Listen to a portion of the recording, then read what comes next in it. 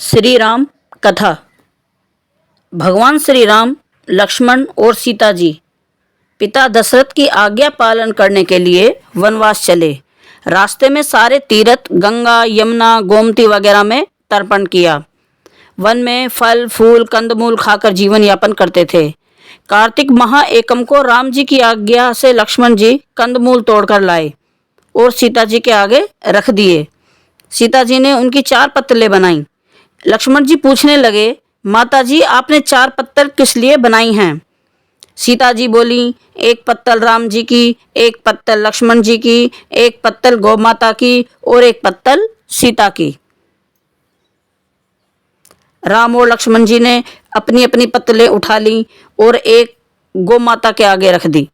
सीता जी ने अपनी पत्तल नहीं उठाई और ना ही गौ माता ने। राम जी ने सीता जी से पूछा कि आपने फलाहार क्यों नहीं लिया? तब सीता जी ने कहा, मेरा तो राम कथा कहने का नियम है। राम कथा कहने से पहले मैं फलाहार नहीं करूँगी। तब राम जी ने कहा कि राम कथा मुझे सुनाओ। सीता जी बोली, आप तो हमारे पतिदेव हैं, आपको राम कथा कैसे सुनाऊं? लक्ष्मण जी बोले, माता जी राम कथा तब आप मुझे सुनाइए। सीता जी बोली, आप तो शादीशुदा देवर हैं, औरतों की बातें औरत ही जाने। तब लक्ष्मण जी विचरने लगे कि वन में औरत कहाँ से लाएंगे। तब लक्ष्मण जी ने धरती पर माया नगरी बसा दी। उस नगरी में सभी चीज़ें जैसे महल, मालियाँ, बर्तन, कपड़ा, काम करने की सभी चीज़ें सोने की थीं। उस नगरी का नाम सोने की नगरी रख दिया। इस सोने की नगरी में आदमी और औरत सभी को काफ़ी गर्व था। कोई भी व्यक्ति गरीब नहीं था। राजा से लेकर भंगी तक सब गर्व से पागल थे। सीता जी कुएं पर गईं। वहाँ पनिहारियाँ पानी भरने आईं। उनका मटका, झालर और इंडनी तीनों सोने की थी। सीता जी कुएं पर बैठी औरतों से राम राम बोली, पर किसी भी औरत ने राम राम का जवाब नहीं दिया, क्योंकि वे तो सभी गर्व में डूबी हुई थी। थोड़ी देर में एक डाबड़ी आई और सीता जी ने उससे भी राम राम किया और बोली, तुम हमारी राम राम कथा सुन लो। डाबड़ी बोली, आपकी राम कथा मैं नहीं सुनती, मैं तो अपने घर को जा रही हूँ। सीता जी बोली, मेरे राम लक्ष्मण भूखे हैं। डाबड़ी बोली, कौन से राम लक्ष्मण? मैं तो घर को जाती हूँ, मुझे तो मेरी माँ बुला रही है। इतना कहकर डाबड़ी अपने घर को चली गई। सीता जी को गुस्सा आया। पूरी सोने की नगरी पीतल की ही हो गई। माँ ने पूछा, पूरा जेवर, मटका, इंडनी सब खोटा कहाँ से कर लाई? डाबड़ी ने कहा, मुझे तो पता नहीं, मैंने तो जो पहनी हुई थी वही ले आई। पर कुएं पर एक सुंदर सी तपस्विनी बैठी हुई है। उसने कहा कि मेरी राम कथा सुन लो, पर मैंने तो मना कर दिया, जिससे उसने कुछ टोटका कर दिया तो मालूम नहीं। माँ बोली, जाओ उसकी राम कथा सुनाओ। तो तपस्विनी नहीं है, वो तो सीता जी हैं। वापस जाओ, अपने घर में रिद्धि सिद्धि हो जाएगी। अपनी तो पूरी नगरी पीतल की हो गई। डाबड़ी बोली, मैं तो वापस नहीं जाती।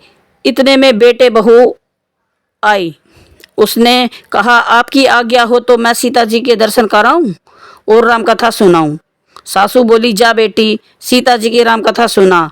गहना कपड़ा सब पीतल का ही पहन जा। बहू कुएं पर जाकर बैठ गई। खाली मटका पानी से भरे और फिर खाली करे। यह देख सीता जी बोली, तुम्हारे घर में कोई काम नहीं है? बहू बोली, माता जी मैं तो सब कार्य निपटा कर आई हूँ। तब सीता जी बोली, तूने मुझे माता जी कहा? यह सुन मेरा मन खुशी से हर्षित हो रहा है। अगर समय हो तो मेरी राम कथा सुन ले। बहू बोली, माता जी आप राम कथा सुनाइए। आपकी राम कथा सुनकर ही मैं घर को जाऊंगी। चंदन की चौकी, मोतियों का हार, राम कथा हमारे गले का हार। राम ध्याऊं, राम मनाऊं, राम कहे तो परदेश जाऊं। सीता जी ने कहा, तूने मेरी इज्जत रखी, भगवान तेरी इज्जत रखेंगे। हमारी मृत्यु लोक में तूने सहायता की, तेरी भगवान स्वर्ग लोक में सहायता करेंगे। सीता जी ने राम कथा सुनानी शुरू की। बहू राम कथा सुनने लगी। आओ राम, बैठो राम, जल भर झाई लाई राम, कीकर की दातून लाई राम, ठंडा जल भर लाई राम, सपरिवार पधारो राम, झुगला टोपी पहनो राम, कड़ा किलंगी लाई राम, कड़ा किलंगी पहनो राम, मक्खन मिश्री लाई राम, मक्खन मिश्री खाओ राम, स्वर्ण सिंहासन लाई राम, स्वर्ण सिंहासन बिराजो राम, झालर टिकरा लाई राम, झालर टिकरो पहनो राम, शंख ध्वनि लाई राम, झुक झुक पाऊँ लागू राम, हिवड़े हीरे सोवे राम, निखरता मन मोहे राम, शरण अपनी ले लो राम, दूध कटोरा लाई राम, रुच रुच भोग लगाओ राम, खट्टा मीठा चखो राम, चरखा परखो लाई राम, चरखो परखो चरखो राम, जो भाए सो ले लो राम, मन में धोए रखना न राम, सीता चरण दबाए राम, सुख तरत सेज सो राम, झालर पंखा ढोलो राम, हमें राम तुम्हें राम, रोम रोम में बसे श्री राम, घट घट में बिराजे राम, मुख में तुलसी बोले राम, खाली बैठे क्या तुम काम, जब बोलो सब राम राम, बोलो पंछी राम ही राम, पूर्ण होवे सब काम, मेवा चिरंजी लाई राम। राम कथा पूर्ण हुई। तब सीता जी बोली, तुमने हमारी कथा सुनी, हमारी सहायता की, तुमने हमारे भूखे राम लक्ष्मण को खाना खिलवाया, भगवान तुमको सातों स्वर्ग का सुख देगा। सीता माता का आशीर्वाद ले बहू अपने घर जाने लगी।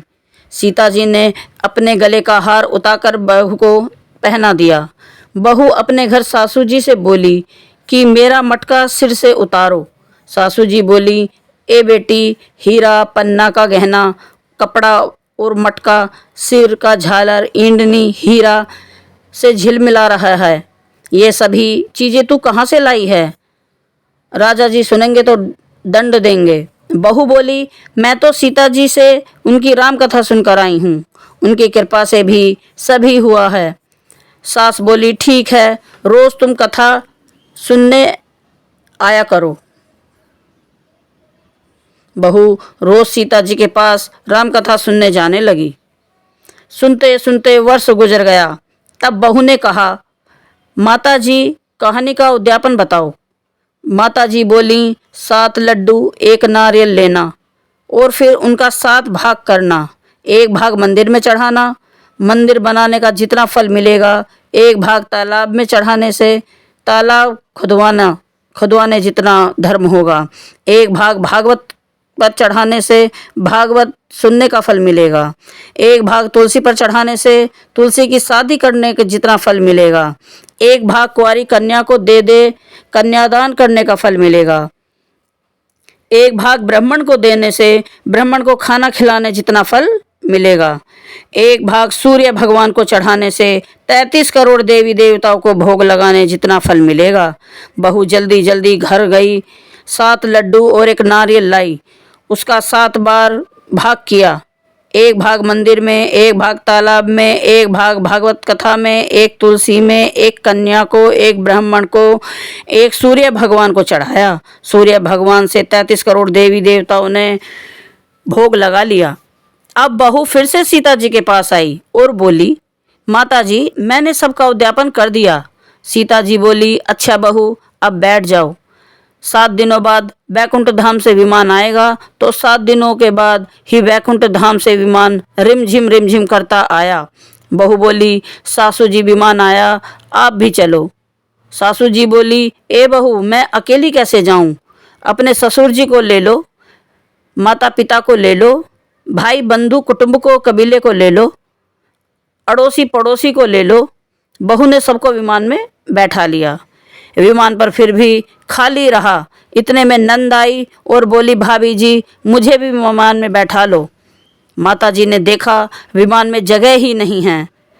बहू सीता जी से बोली, माता जी हमारी नंद रानी को भी बैठाओ। सीता जी बोली, आपको ननंद घमंड से भरी हुई है, हमारा विमान कच्चे धागे से बना हुआ है, यह टूट जाएगा। नंद बोली, भाभी जी मैं यहाँ अकेली रहूँगी तो सांप बिच्छू खा जाएंगे। भाभी बोली, आपकी करनी आप ही भोगें, हम अपनी करनी से सीता माता के साथ जा रहे हैं। इतने में बहू अपने पतिदेव के साथ विमान में विराजमान हो गई।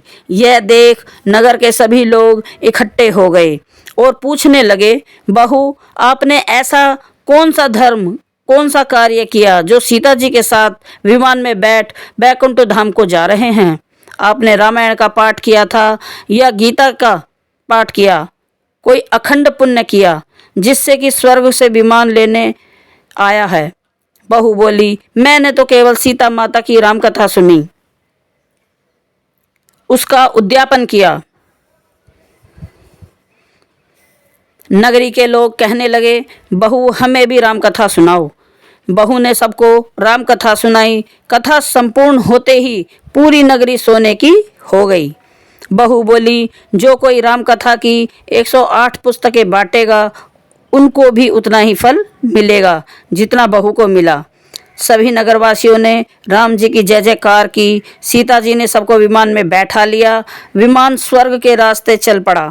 स्वर्ग के 7 द्वार अपने आप खुल गए। प्रथम द्वार पर नाग देवता सामने आए। 7 द्वार पर करने के बाद विमान स्वर्ग से नीचे उतरा।